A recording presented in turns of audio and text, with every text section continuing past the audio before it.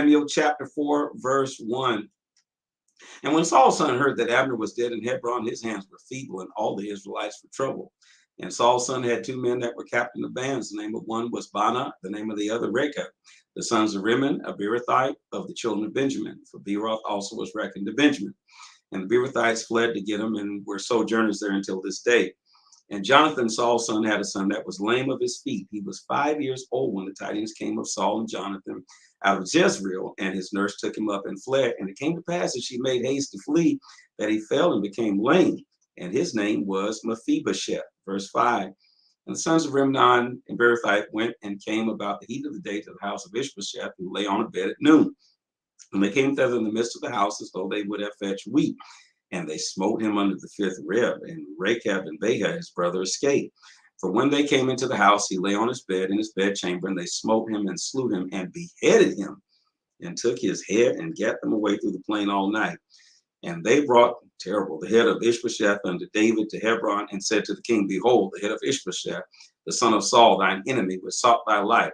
And the Lord hath avenged my lord, the king, this day of Saul and of his seed. Lord have mercy.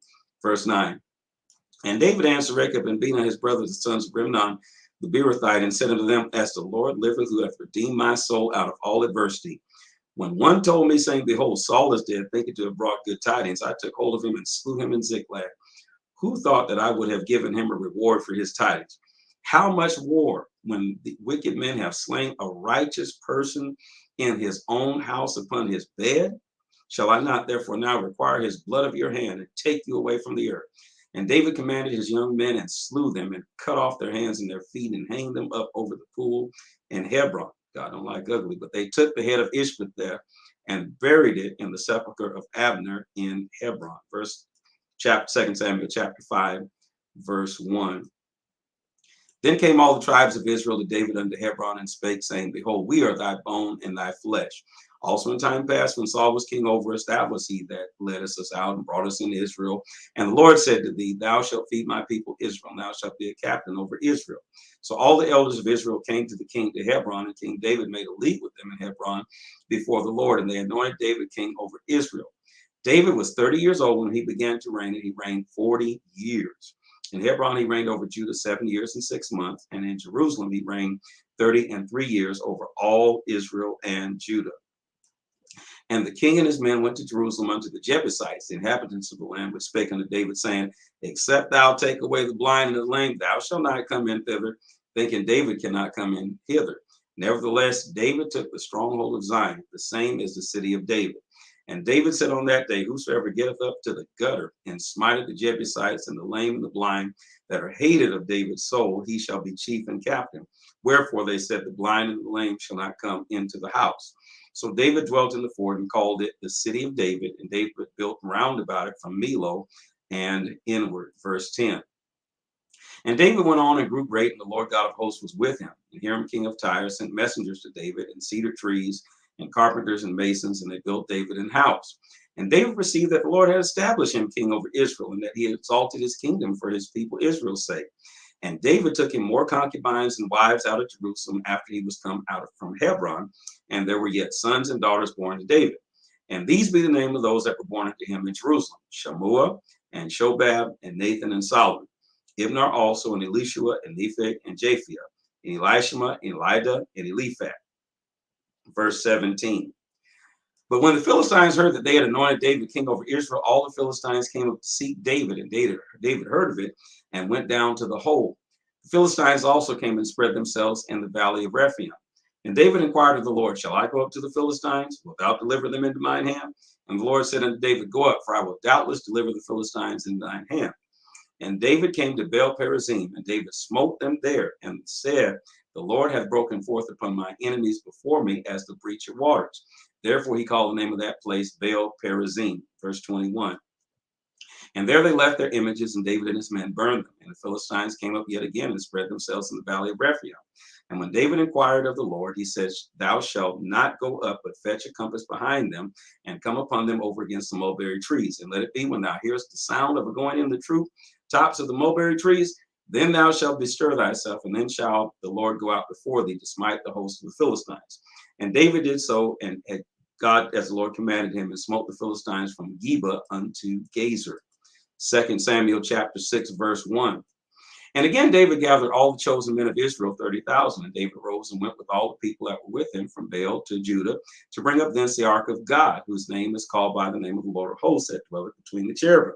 And they set the ark of God upon a new cart and brought it out of the house of Abinadab that was in Gibeah. And Uzzah and Ahio, the sons of Abinadab, drave the new cart. And they brought it out of the house of Abinadab, which was at Gibeah, accompanying the ark of God. And Ahio went before the ark.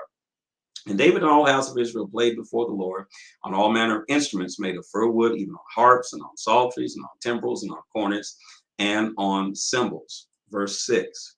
And when they came to Nachon's threshing floor, Uzzah put forth his hand to the ark of God and took hold of it, for the oxen shook it. And the anger of the Lord was kindled against Uzzah, and God smote him there for his error. And there he died by the ark of God.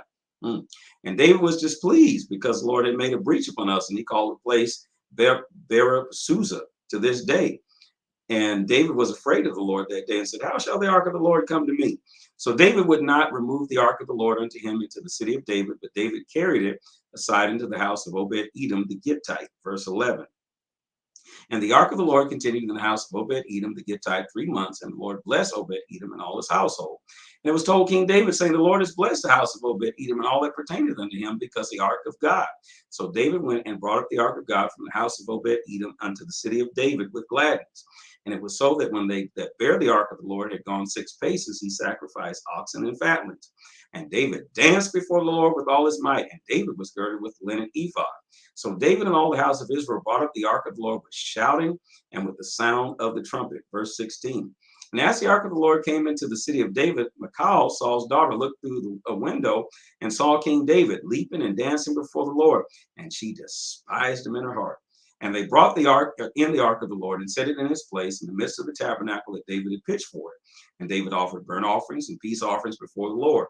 And as soon as David had made an end of an offering of burnt offerings and peace offerings, he blessed the people in the name of the Lord of hosts. And he dealt among all the people, even among the whole multitude of Israel, as well to the women as men, to every one a cake of bread and a good piece of flesh and a flagon of wine. So all the people departed, every one to his house. I bet they did. Verse 20, then David returned to bless his household. And Michal, the daughter of Saul, came out to meet David and said, how glorious was the king of Israel today, who uncovered himself today in the eyes of the handmaids of his servant, as one of the vain fellows shamelessly uncovered himself. And David said unto Michal, it was before the Lord, which chose me before thy father, and behold, before all his house, to appoint me rule over the people of the Lord, over Israel. Therefore I will play before the Lord, and I will yet be more vile than thus, and I will be base in my own sight, and of the maidservants which thou hast spoken of them shall I behead and honor. Therefore Michal, the daughter of Saul, had no child until the day of her death. My Lord.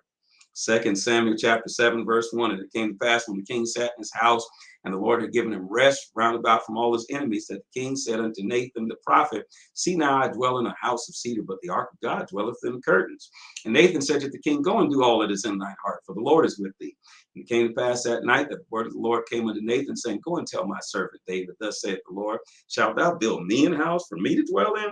Whereof I have not dwelt in any house since the time that I brought up the children of Israel out of Egypt, even of this day, but I've walked in a tent and a tabernacle. And in all the places wherein I have walked with all the children of Israel, spake I a word with any of the tribes of Israel, who I commanded to feed my people, saying, why build ye not me an house of cedar? Now therefore shalt thou say unto my servant David, thus saith the Lord of hosts, I took thee from the sheepcote, from following the sheep, to be ruler over my people, over Israel. And I was with thee whithersoever thou wentest, and have cut off all thine enemies out of thy sight, and have made thee a great name, like unto the name of the great men that are in the earth. Moreover, I will appoint a place for my people Israel, and will plant them, that they may dwell in a place of their own, and move no more. Neither shall the children of wickedness afflict them any more, as before time. And as since the time that I commanded judges to be over my people Israel, and cause thee to rest from all thine enemies, also the Lord telleth thee that he will make thee an house. And when thy days shall be fulfilled, thou shalt sleep with thy fathers. I will set up thy seed after thee, which shall proceed out of thy bowels, and I will establish his kingdom. He shall build me a house for my name, and I will establish the throne of his kingdom forever. I will be his father, and he shall be my son. If he commit iniquity, I will chasten him with the rod of men and with the stripes of the children of men. But my mercy shall not depart from him, as I took it from Saul, whom I put away before thee. Verse 16. And thine house and thy kingdom shall be established forever before thee. Thy throne shall be established forever. According to all these words, according to all this vision, so did Nathan speak unto David. Then went David in and sat before the Lord, and he said, Who am I, O Lord God, and what is my house that thou hast brought me hitherto? And this was yet a small thing in thy sight, O Lord God, but thou hast spoken also thy servant's house for a great while to come. And is this the manner of man, O Lord God? And what can David say more unto thee? For thou, Lord God, knowest thy servant. For thy word's sake, according to thine own heart, hast thou done all these great things to make thy servant know them. Wherefore thou art great, O Lord God, for there is none like thee, neither is there any God beside thee, according to all that we have heard with our ears. And what one nation in the earth is like thy people, even like Israel, when God went to redeem for a people to himself and to make him a name and to do for you great things and terrible for thy land before thy people, which thou redeemest to thee from Egypt and from the nations and their gods. For thou hast confirmed to thyself thy people Israel to be a people unto thee forever, and thou, Lord, art become their God. And now, Lord God, the word that thou hast spoken concerning thy servant and concerning his house, establish it forever, and do as thou hast said. And let thy name be magnified forever, saying, The Lord of hosts is God over Israel. And let the house of thy servant David be established before thee. For thou, O Lord of hosts, God of Israel, hast revealed to thy servant, saying, I will build thee an house. Therefore hath thy servant found in his heart to pray this prayer unto thee. And now, O Lord God, thou art God, and thy words be true. And thou hast promised this goodness unto thy servant. Therefore now let it please thee to bless the house of thy servant, that it may continue forever before thee. For thou, O Lord God, hast spoken it, and with thy blessing let the house of thy servant be blessed forever.